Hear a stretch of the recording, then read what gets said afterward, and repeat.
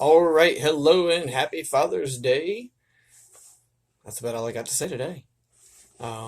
We had our third ultrasound Friday and found out we're having a girl. So the name we picked is Graceland Hope. Graceland because Grace, and Sarah says Grace is what got her through, especially the patience of having to wait for years to have a baby. We're in our 30s and it took us 2.5 years, and it really took a medical incident in January, an ambulance and all that, followed by a surgery. And it turned out endometriosis was blocking. And once that surgery was done, pregnancy within 2 months. But anyway, Graceland Hope. Hope because of the hope that Sarah had in the Lord to get us to this point. So my wife is an amazing woman of faith, but man, the trials have been intense during the wait, all during our marriage. It was just difficult waiting, and it puts emotional stress on everything. Of course, we thought maybe it was me or her, and we both tested, and the test results came back great, and there wasn't any problems that could be found. And we had a fertility specialist center, as well as a female doctor specialist center, two different sets of doctors, and not thinking it was endometriosis, and they were wrong.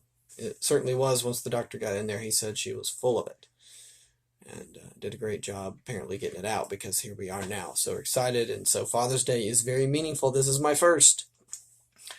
And wow, I know beyond any doubt I have no other kids. So this is a first for sure. We are definitely newbies at parenting. But anyway, excited about it. Happy Father's Day, everyone. I know I've got family and friends who are fathers, and today this is special for you guys, as well as Mother's Day a few weeks ago. Celebrated that as well. Typically on these little vlogs, or whatever you want to call it, talk about finances, talk about the economy at large.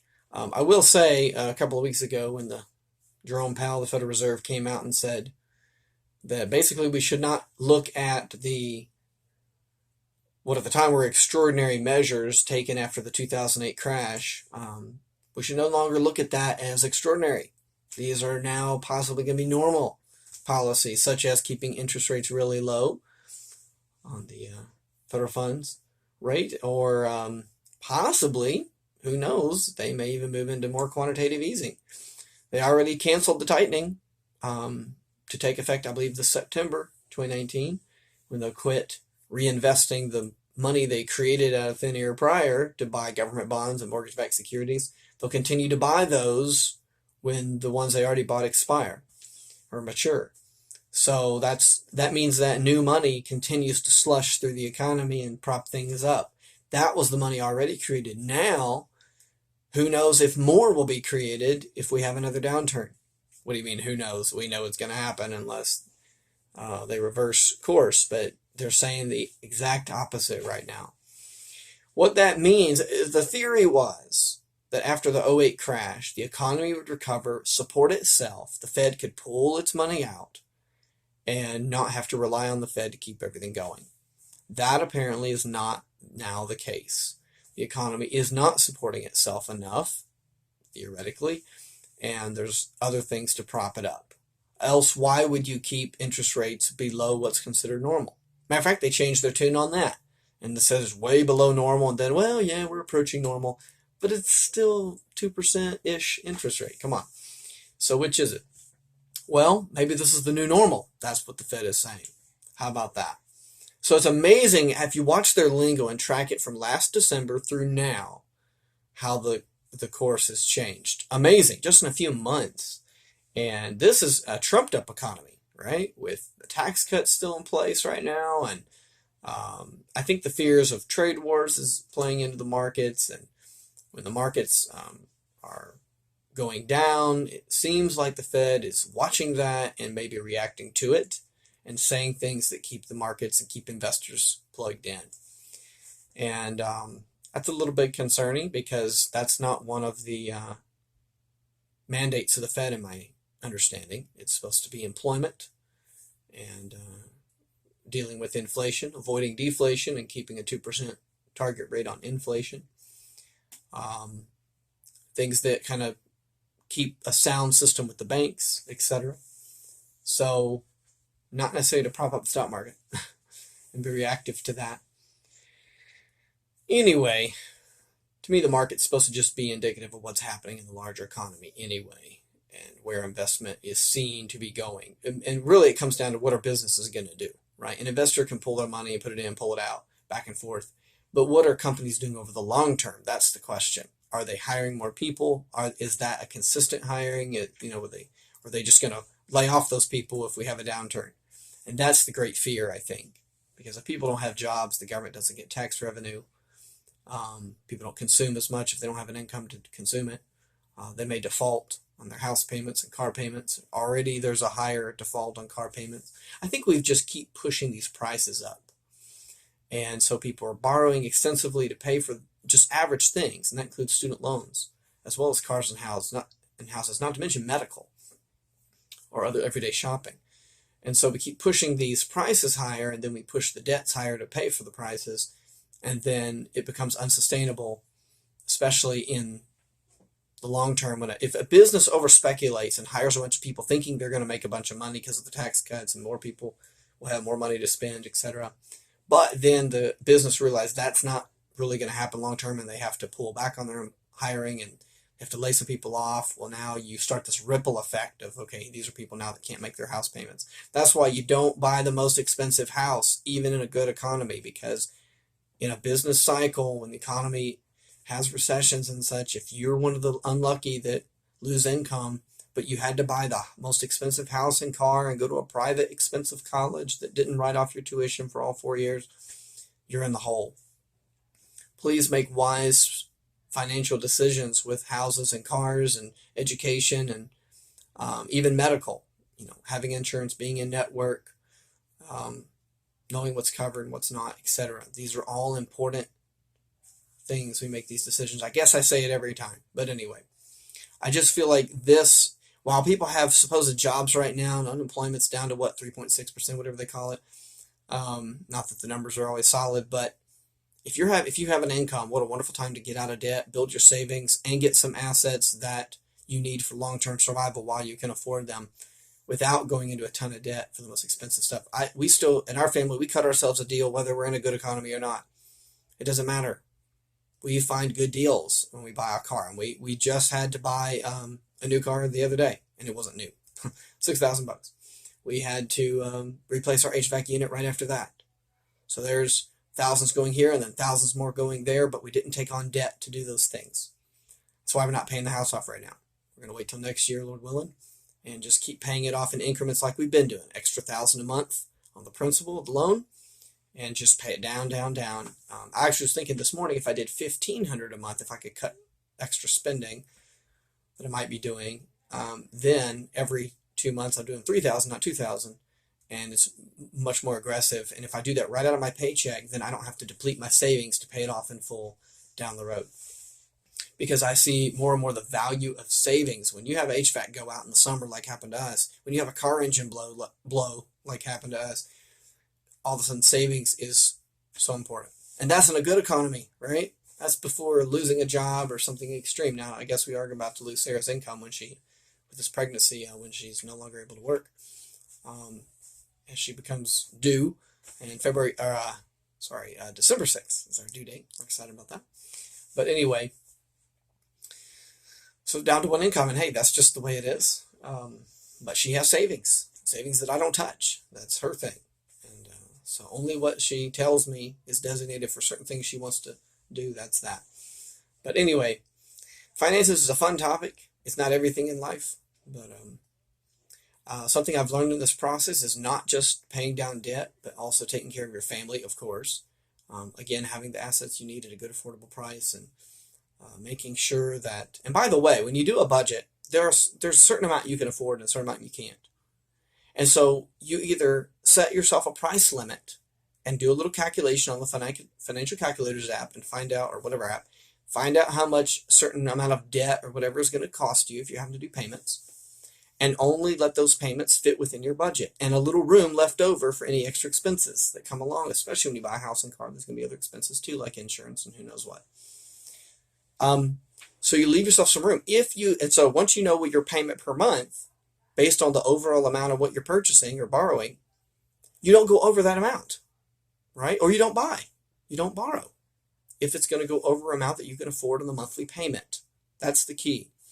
So, the better, as it forces you to cut yourself a deal. Say, okay, I can't afford a $450,000 house. Let's knock it down. See what we can get in this price range. Immediately, you're going to say, oh, but I can't get as good of an item. Maybe you can. And I believe in actually getting even more manipulative and saying, well, if I have some cash, I can get something that no one else wants because I have the money to fix it. I can still borrow for the rest, but I get a much cheaper deal on the front end. I fix the big item that nobody wanted to fix because I have the cash to do it and they didn't, because I believe in saving. And so my loan's not as big, and I still have a newly fixed up place. And so I believe in playing it a little bit. But you have to be a saver to be able to do that. So anyway, it's time to make smart decisions, y'all. This is an important time in our economy, maybe the most important ever, because now that the Fed is changing their tune and propping up markets, there is a chance that the dollar may come into question. What if world economies decide to switch to a gold standard? Do you not know what's happening behind the scenes with that very topic right now?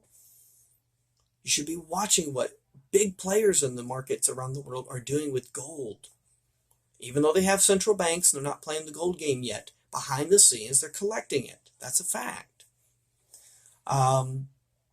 What if other countries decide not to print as many of their dollars as we've printed of ours? What if it makes, and so then they say their dollar is worth more because it takes more of our dollars to equate if you're doing an exchange or if you're trading currency to currency. This is a serious thing, because if our dollar becomes just worthless, so to speak, what if there's a day where we couldn't afford the imports? Now, I know that the idea is we're such a huge consumer and the largest in the world, as far as we do more financial transactions in this country than any other country in the world. That's why we're considered the largest economy in the world, the U.S. However, and we're a big buyer, we consume a lot. So we are the customer to a lot of the producers of the world because we don't produce our own stuff, which I think is a shame. And I think it's unwise because that's not sustainable. If something happens to our trade partners, whether that's a war or our currency is devalued, they switch to some gold standard, or they don't, and they just say our dollar, there's too many American dollars floating around, or if they say they don't need us as a reserve currency, or if they do what China did and say we're not going to trade on oil with the dollar, any of these scenarios bring the dollar into question. Not to mention just local inflation. I think right now local inflation in the U.S., meaning just inflation in our country alone, regardless of the rest of the world, I think that's in check to some deflationary forces with an aging population and baby boomers retiring and going on fixed incomes, not being able to consume quite as much. People not being able to borrow any more than they've already borrowed. How could they afford a higher price with a higher borrowing fee when their incomes are not going up that much to match? And so I think there's a point where there's forces of inflation from printed money and deflation from just people maxed out that they're counteracting. And that's why the Fed is saying, well, we see almost no inflation, and why we might need to cut interest rates. Now, whether or not all that is true, I mean, when you're trying to buy a house or a car or college education or medical, it seems like those costs are through the roof. So it's hard to believe there's no inflation. But at the same time, if you notice those inflationary areas, those are in target areas. Like I say, with education, with housing, with medical. And if you'll notice, a lot of that gets a lot of government money or government backing. Student loans, federal. With cars, it's probably more on you.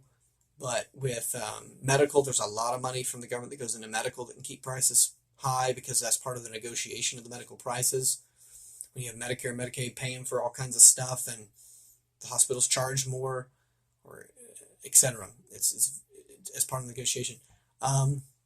Housing, of course, has FHA loans. That's federal. And HUD that has houses out there, and that's how we bought our house, was a HUD house, but we did not use the FHA loan, not knocking it. But the principle of it is, okay, we're helping low income, low interest rate maybe, hardly any down payment. If you don't have a down payment, you're not ready to be a homeowner. And because that whole idea of owning an asset is savings, to be able to afford, because now it's on you. It's your responsibility to fix things. So I'm a little concerned about the way the government helps low income, but in a way that it sounds great, but then it back ends into inflation for one thing, but also just a lack of rewarding productivity and people ending up dependent on government and different things. Well, anyway, um, so I just think our economy is at a crossroads. Is it going to support itself or not? I think that prices were pumped up so high in real estate and education and so forth, all the way back into the 90s, going to the present day. And because all the printed money allowed the prices to go back up after 2008 crash, I think what we've done is create a similar 2008 situation, but the difference being, oh, we have a Federal Reserve now that's willing to keep interest rates low and print money to keep these prices high instead of allowing things to deflate. And that could create inflation or just create some sort of scenario where things just stay kind of unaffordable. If you know what's going on in housing right now or education, and the debt that it's taking, and not to mention cars and people defaulting on their car payments, like I said earlier, all this is playing on this. These are huge pieces of our economy. If something falters with the vehicle industry or with the medical industry or with the housing industry, if there's not the government there to prop it up, and that's why you see Democrats trying to switch the medical to a government-run system, because they know they've got to prop it up or you're going to crash that whole thing. Look what happened after just Obamacare and insurance premiums going up. Doctors were in question behind the scenes in the hospital saying, can we even stay in business? We have to serve more people with less pay or whatever. We're walking.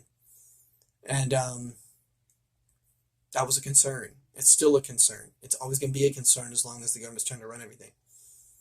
And so now, so part of it's when you pump prices so high that they become unsustainable, and then it starts to falter, and then you blame capitalism and say the government needs to bail it out and pick it up and sustain it. But the government's in debt, so either got to raise taxes and or just print money. And again, I challenge you to look into helicopter money printed out of thin air and just given. It's not even loaned from the Federal Reserve, just put right into accounts. To me, that means we're not sustainable as an economy. I don't think we have been for a long time. And I think the Fed manipulation, along with the credit industry, fundamentally, you're able to borrow, and so you can jack prices way up because you can afford those low monthly payments. It's not smart. Even if you can afford the monthly payment, if you're paying too much for an item in the first place, you need to cut yourself a deal before you get into that. Nobody wants to do the math. Everybody's afraid of a little financial calculator app. Come on. Now that we have the app, or they're afraid of the calculation. So get the app. It makes it so easy. See if you can afford that monthly payment, but also look at the price overall and the interest rate and just see if this is where you want to be. There are better deals out there sometimes. So just my 2 cents on the matter. Probably a repeat of some things said, but it's so important. We've got to train our brains to think this way. So I don't mind repeating it. If for any reason, then I need it. All right. Good luck. God bless. Make good decisions. And let's prepare our futures for success and not in the hole. Thanks.